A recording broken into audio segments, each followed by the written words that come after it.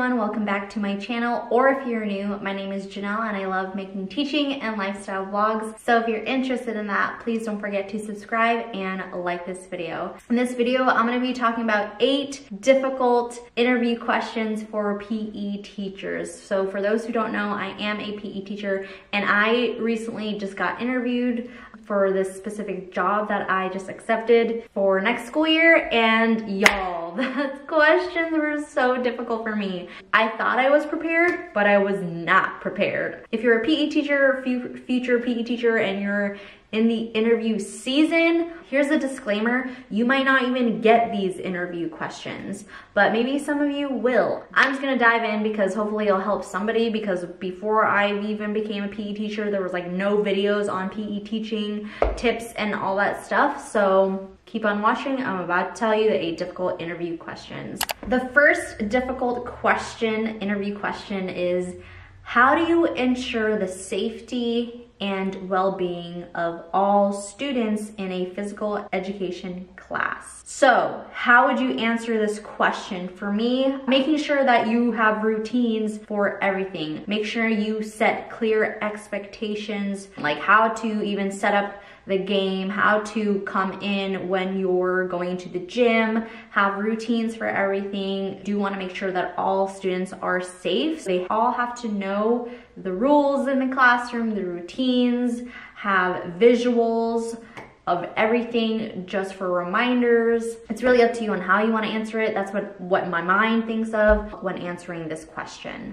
All right, number 2, how will you accommodate students with a variety of developmental levels and specific learning needs? So basically, how would you assess students, individualize students, and making sure that their needs are met, their learning needs are met? Let me know in the comments how you would answer this too. I would do a lot of observations, and I would probably pick a handful of students for each class, and I would observe those students, see what their gross motor skills are, what levels there are, how they're doing with specific locomotor skills, or like any physical activity that we're doing. I will observe those specific students, and then like the next class, I'll observe different handfuls of students, creating different levels for specific physical activities and providing modifications. You have to provide different modifications for specific students, because not all students are going to be all up there, not all students are going to be down here. So you do have to create like a level 1, level 2, level 3, maybe like throwing, kicking. Make sure like you have different ways to do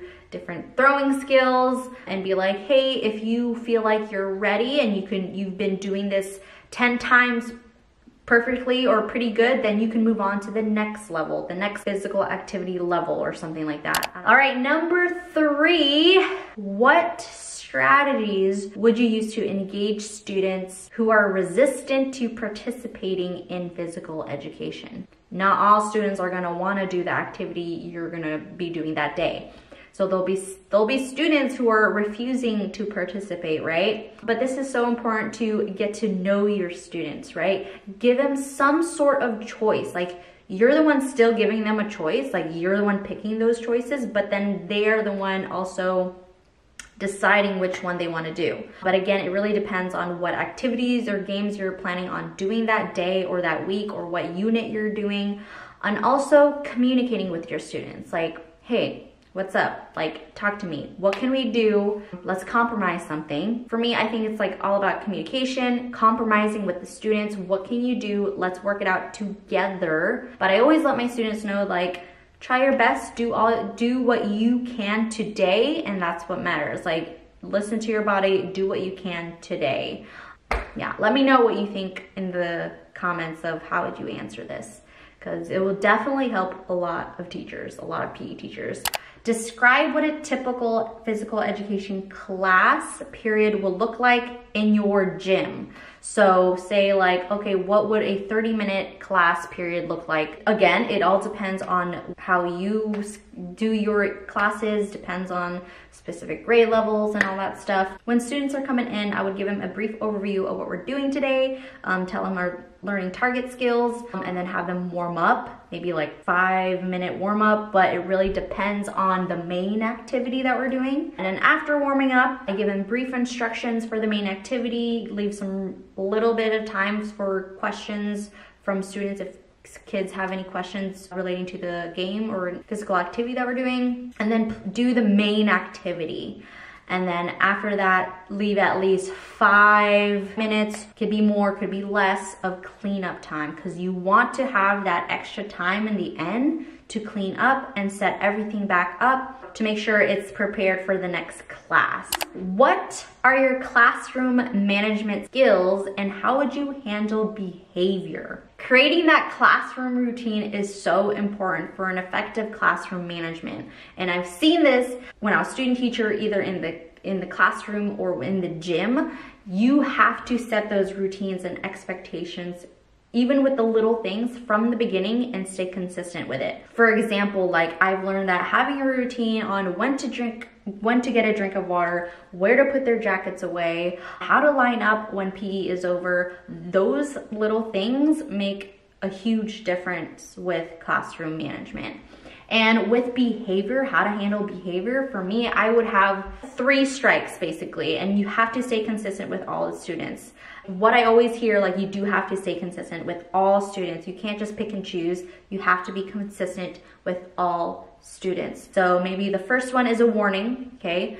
2 is, this is for me, this is what I would do. It's completely different on your end. But the first one is definitely give a warning. 2, talk to them to the side. I would like talk to them, hey, what's going on? What can we do to avoid doing this again? Let's compromise something. Again, communication, compromising with the student. And then 3rd, they lose that privilege to participate with their class in doing the activity. They would sit out. And if the 4th one, the last thing, I do not want to do this, but if I have to, I will, is telling them to go to the office. And that's the last resort.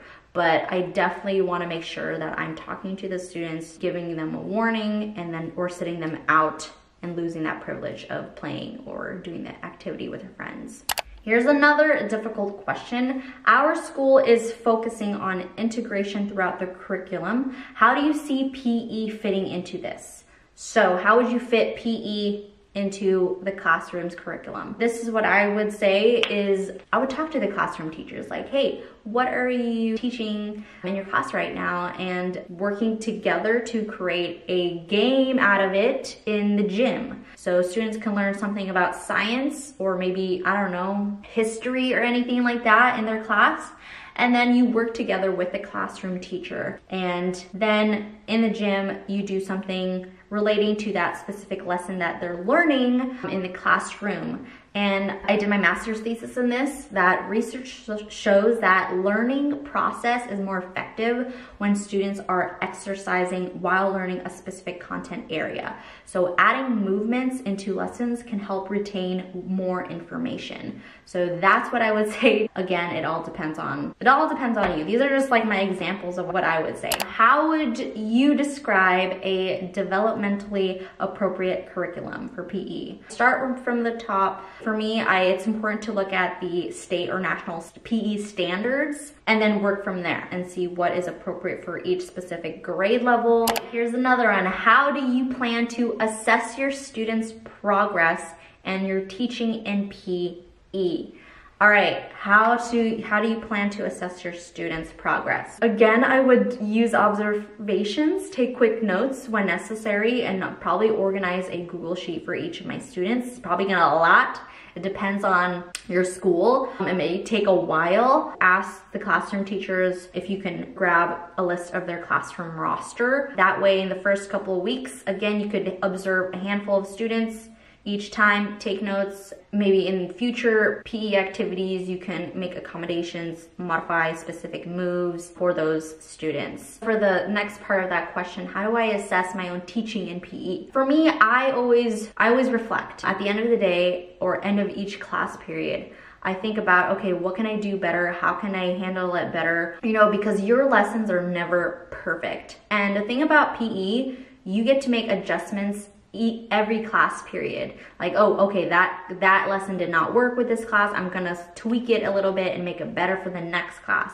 You're always learning. There's always more room to grow. I think the lessons are for your students. You want to make it better for them. And then assessing myself, I would have probably my principal. I would ask my principal or another PE teacher, if they have time, if there's another PE teacher around, to come observe me in a specific class. That way they can see what I'm probably doing wrong, or they can give me feedback after that class period. There's always more room to grow, I think. Having like people observing you, giving you quality, effective feedback will help you and for your students. Hopefully this kind of helped you in some way. If you have any questions relating to PE, please don't hesitate to DM me on my Instagram. My Instagram handle is in the description box and I reply pretty fast. But anyways, thank you so much for watching. Please don't forget to subscribe and like this video.